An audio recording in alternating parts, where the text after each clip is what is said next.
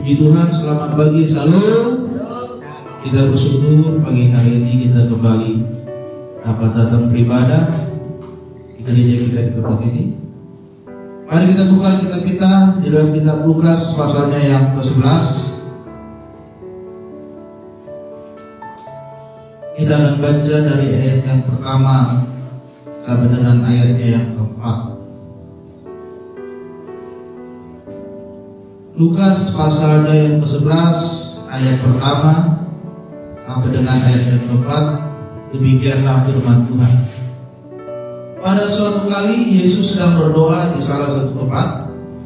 Ketika ia berhenti berdoa, berkatalah seorang dari murid-muridnya kepadanya, Tuhan, ajarlah kami berdoa, sama seperti yang diajarkan Yohanes kepada murid-muridnya. Jawab Yesus kepada mereka, apabila kamu berdoa, katakanlah, Bapa, dikuduskanlah namamu, tetaplah kerajaanmu, berikanlah kami setiap hari makanan kami yang secukupnya, dan ampunilah kami akan dosa kami, sebab kami pun mengampuni setiap orang yang bersalah kepada kami, dan janganlah membawa kami ke dalam pencobaan. Saudara yang terkasih dalam nama Tuhan, tema firman Tuhan pagi hari ini adalah kuasa doa. Temanya adalah kuasa doa. Murid-murid Yesus bertanya kepada dia dan mereka bertanya, Tuhan, bagaimanakah kami harus berdoa? Kemudian Yesus menjawab, berdoalah dan katakanlah, Tuhan Bapa, dikuduskanlah namamu, beri makanan kami yang secukupnya, dan ampunilah kesalahan kami. Saudara, sebagai orang yang percaya kepada Tuhan Yesus, maka kita harus menjadikan doa itu sebagai gaya hidup dan keinginan yang ada di dalam diri kita. Karena doa itu adalah dialog hubungan antara dua arah. Bagaimana kita berbicara kepada Tuhan dan bagaimana Tuhan berbicara kepada kita melewati firman yang disampaikan kepada kita. Oleh sebab itu betapa pentingnya doa di dalam kehidupan setiap orang yang percaya, saudara. Dan Yesus sangat menguatkan kepada murid-muridnya agar mereka selalu berdoa. Bagaimana Tuhan Yesus juga menunjukkan bagaimana dia berdoa kepada murid-muridnya. Tetapi saudara, ada banyak orang sekarang kurang lagi memahami betapa pentingnya doa itu. Mereka menganggap bahwa doa itu sudah tidak layak lagi untuk dilakukan. Bahkan mereka menganggap, sudahlah, bosan berdoa terus, jenuh berdoa terus. Toh selama ini saya berdoa tidak ada jawaban. Toh selama ini saya berdoa tidak didengar oleh Tuhan. Toh selama ini saya berdoa, kehidupan saya seperti ini saja dari dulu sampai sekarang. Tidak ada perubahan, bahkan semakin merosot. Tetapi saudara yang terkasih dalam nama Tuhan, hari ini meskipun belum ada jawaban dari doa saudara, meskipun setiap hari saudara naikkan doa, dan sepertinya Tuhan belum membukakan jalan, tetapi hari ini percayalah bahwa setiap doa yang kita naikkan kepada Tuhan itu tidak sia-sia. Setiap doa kita itu akan didengar oleh Tuhan, ditampung di dalam firman-Nya Tuhan. Dan Tuhan sedang memperhitungkan kapan waktu yang tepat Dia akan menjawab setiap doa kita, karena doa kita itu penuh kuasa. Amin. Kuasa doa itu adalah bagaimana ketika kita berdoa, ada kekuatan dari doa yang sangat besar yang dapat mengubahkan keadaan kita. Yang tadinya kita sakit bisa disembuhkan, yang tadinya kita hidupnya menderita mendapatkan kelegaan, yang tadinya kita tidak mendapatkan berkat diberkati oleh Tuhan, yang tadinya kita kekurangan menjadi kelimpahan. Itu ada kekuatan yang mengubahkan keadaan kita, dan itu kekuatan yang diberikan oleh Tuhan. Bagaimana adanya kuasa doa akan mengubah sikap hati kita kepada Tuhan. Yang tadinya kita tidak percaya kepada Tuhan, yang tadinya kita meragukan kuasa Tuhan, dengan kita berdoa sungguh-sungguh kepada Tuhan, sikap hati kita akan lebih lagi percaya dan berserah hanya kepada Tuhan. Doa juga dapat mengubah gaya hidup kita. Yang tadinya kita tidak setia di gereja, tidak setia beribadah, tidak setia melayani Tuhan. Tetapi dengan kita berdoa dengan sungguh-sungguh datang ke dalam hadirat Tuhan, maka doa akan mengubah gaya hidup kita. Semakin lagi hidup dekat dengan Tuhan, maka doa bisa membawa kita kepada mujizat yang besar, yang tidak mungkin kita pikirkan, tetapi mungkin terjadi karena doa itu mempunyai kuasa dari Tuhan. Oleh sebab itu saudara, hari ini kita mau belajar mengapa kita harus berdoa. Kenapa orang Kristen harus menjadikan doa itu sebagai gaya hidupnya? Hari ini kita mau belajar yang pertama adalah karena doa merupakan perintah dan teladan dari Yesus Kristus. Berkali-kali di dalam Alkitab Yesus menunjukkan bahwa dia sedang berdoa. Dia berdoa di taman Getsemani. Dia berdoa kepada Bapa. Dan berkali-kali Yesus berkata, dia berdoa dengan tidak jemu-jemu. Tidak jemu-jemu itu artinya saudara, kita tidak merasa jenuh, kita tidak merasa bosan untuk terus berdoa kepada Tuhan. Tetapi menjadikan doa itu adalah kerinduan kita untuk menjalin hubungan setiap saat dan setiap waktu kepada Tuhan. Makanya Yesus mengajarkan kepada murid-muridnya, berdoalah dengan tidak jemu-jemu, berdoalah dengan tidak secara bosan, baik pagi, siang, malam, teruslah berdoa. Dan itu sudah dilakukan oleh Yesus, sehingga itulah yang harus kita teladani. Bagaimana kita berdoa dengan tidak jemu-jemu, tidak bosan, tidak jenuh, tidak berhenti berdoa kepada Yesus. Sehingga saudara, kita akan berada di dalam penyembahan dengan menaikkan doa. Di dalam Matius 1 ayat 35, di situ dijelaskan pagi-pagi benar Yesus berdoa dan masih sunyi. Pagi-pagi sekali, belum ada orang beraktivitas, murid-muridnya pun masih tertidur. Firman Tuhan katakan, disitulah Yesus berdoa. Ya. Saudara, pagi hari itu adalah waktu yang tepat untuk kita berdoa. Kita naikkan penyembahan kita berdoa sebelum ada godaan. Banyak orang pagi-pagi bangun tidur itu yang dibuka adalah handphone. Dia buka WhatsApp, dia buka media sosial dan yang lain. Banyak godaan saudara ketika kita bangun tidur. Tapi bagaimana kita bisa melewati godaan itu? Dengan ketika kita bangun pagi, langsung fokus kita, ayo berdoa. Makanya itu ditunjukkan oleh Yesus. Dikatakan adalah pagi-pagi benar dia berdoa di sana. Bahkan di ayat yang lain di dalam Lukas 6 ayat 12 dikatakan Yesus berdoa ke bukit dan dia bermalam-malaman berada di sana. Ayat yang lain menyatakan pagi-pagi benar Yesus berdoa, dan ayat yang lain berkata Yesus naik ke bukit dan dia berdoa bukit Getsemani dan dia berdoa di sana bermalam-malaman. Saudara bayangkan, bermalam-malaman itu artinya semalam itu Yesus terus berdoa. Dia tidak merasa bosan untuk berdoa. Dia tidak memikirkan, waduh, ini udah sejam, ini udah 2 jam, bosannya berdoa terus. Tidak. Firman Tuhan katakan bermalam-malaman Yesus berdoa di sana.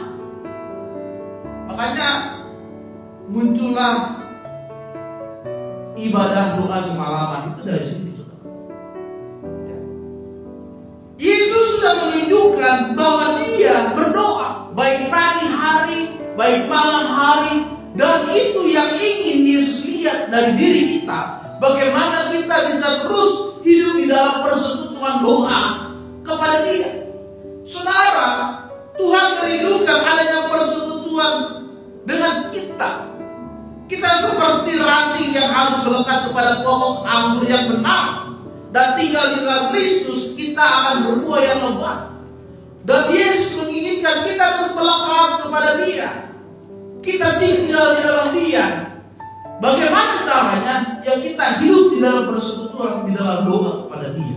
Saudara, menjalin persekutuan yang intim dengan Tuhan tanpa persekutuan yang akrab dengan Tuhan tidak akan pernah berhasil, karena kita tidak menyukakan hati Tuhan.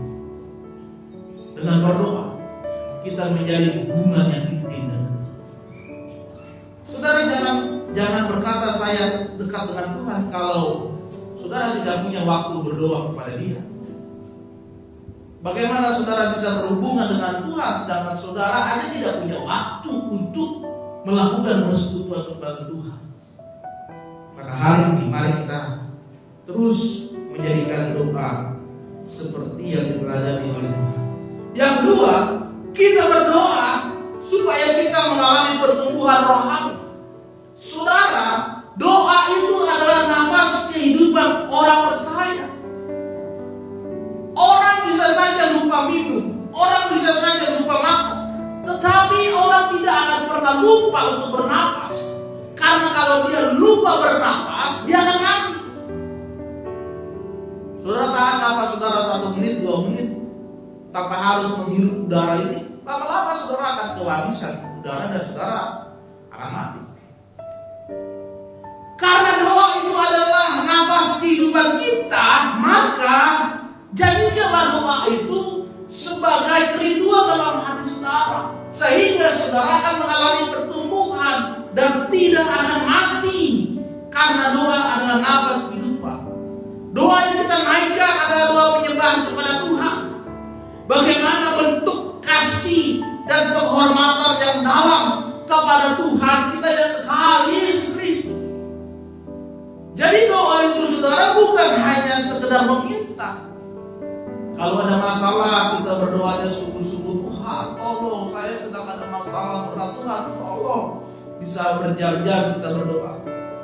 Tapi kalau tidak ada masalah kita tidak pernah berdoa, itu adalah hal yang salah tentang berdoa.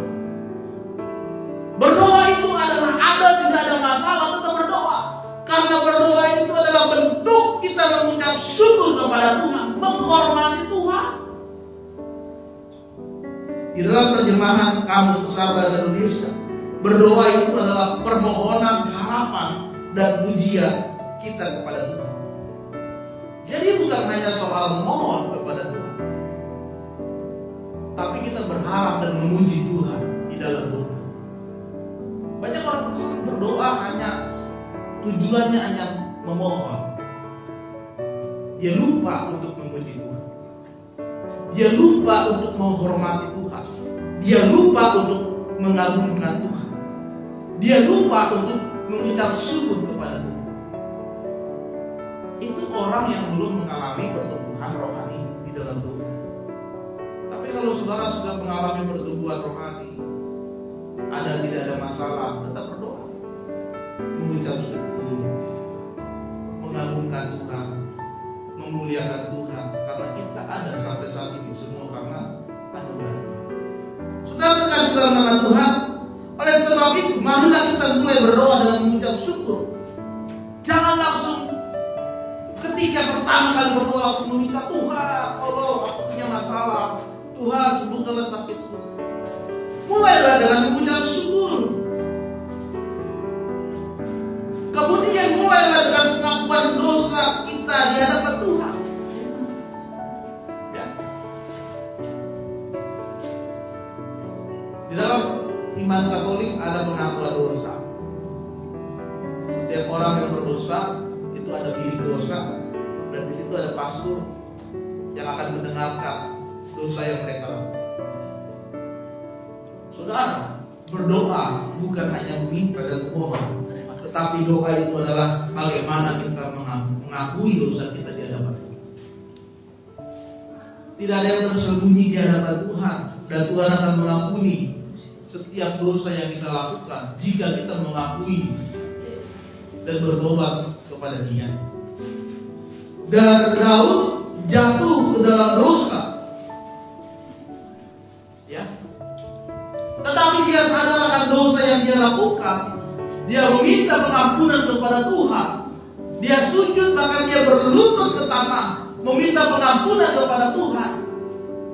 Dan akhirnya Tuhan mengampuni segala dosa. Dan doa itu adalah bentuk permohonan kita. Firman Tuhan katakan, mintalah maka kamu akan mendapat. Berdoalah terus atas setiap permohonan saudara sampai Tuhan mendengar dan menjawab doa saudara. Kapan? Tunggu waktunya Tuhan. Kalau 1 bulan belum didengar, terus berdoa. 1 tahun belum didengar, terus berdoa. Perkuat doamu, perkencang, perbanyak doamu. 5 tahun belum didengar, teruslah berdoa. Teruslah meminta. Dan Tuhan akan mendengar dan menjawab sampai waktunya tepat yang Tuhan nyatakan. Dan yang ketiga saudara, ada puasa di dalam berdoa. Yakobus 5 ayat 16, doa orang yang benar bila dengan yakin didoakan sangat besar kuasa. Kita berdoa, kita harus punya keyakinan bahwa doa kita itu akan penuh kuasa. Bagaimana kita berdoa untuk mengampuni orang lain? Kita periksa kepahitan, periksa kecekeran, kebencian, agar doa kita tidak terhalang dari Tuhan. Itu namanya doa orang yang benar. Periksa dulu diri kita, apakah ada kepahitan, ada kecekeran, ada kebencian, agar doa kita tidak terhalang. Dan dengan yakin kita doakan, maka akan sangat besar kuasanya. Ada iman yang besar kita naikkan kepada Yesus Kristus, maka kita akan melihat ada kuasa dalam doa kita. Bagaimana Petrus berdoa sehingga bisa membangkitkan Tabita? Bagaimana Yesus membangkitkan Lazarus yang sudah meninggal 4 hari lamanya? Ada kuasa di dalam doa. Oleh sebab itu saudara, marilah kita imankan doa kita. Dan kita melihat bahwa doa kita itu bila dengan yakin dan kita itu benar, doa kita akan ada kuasa dari Tuhan. Amin. Dan ketika kita berdoa, kita akan dihalau segala kuasa gelap. Saudara, iblis tidak bisa melawan Yesus Kristus karena dia kudus dan dia berkuasa. Tetapi yang ingin dihancurkan oleh iblis adalah anak-anak Tuhan. Siapa? Ya kita. Ya. Karena iblis ingin melihat bahwa kita ini semakin jauh dari Tuhan. Kita ini semakin meninggalkan Tuhan. Dan kita ini semakin tidak percaya kepada Tuhan. Dan ini yang ingin dirusak oleh iblis dalam hidup kita. Sehingga kita berdoa. Dengan berdoa maka Roh Kudus akan hadir di dalam hidup kita dan memberikan kuasa dari Tuhan untuk mengusir segala gangguan dan godaan dari kuasa-kuasa kegelapan. Ya. 2 minggu yang lalu ada murid kami, ketika dia sedang ujian tiba-tiba badannya kaku, tidak bisa bergerak, tapi matanya masih begini. Dia seorang perempuan. Kemudian dibawa ke ruangan, kemudian diberi teh hangat, tidak juga bisa.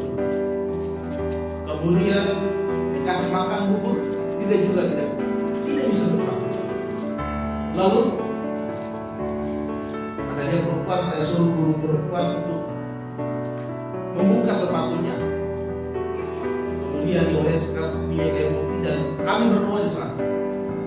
Kami berdoa, Tuhan, di dalam nama-Mu Yesus Kristus kami berdoa, kuasa apapun yang ada di dalam tubuh anak ini, Tuhan usir, Tuhan keluarkan, Tuhan patahkan di dalam nama-Mu. Tiba-tiba dia teriak dengan kencang, kemudian dia pingsan. pingsan, dia bangun kembali dan dia sadar. Dan dia tidak tahu saudara, kenapa dia ada di ruangan itu. Padahal dia waktu itu dia merasa dirinya masih di kelas mengerjakan ujian. Kenapa saya di sini Pak? Saya tidak tahu. Tiba-tiba saya di sini. Ternyata dia itu sedang dimasuki oleh kuasa gelap. Dia berkata, Pak, tadi waktu di kelas saya lihat ada dua anak kecil sedang menunggu saya ikut ujian. Lalu tiba-tiba saya nggak tahu.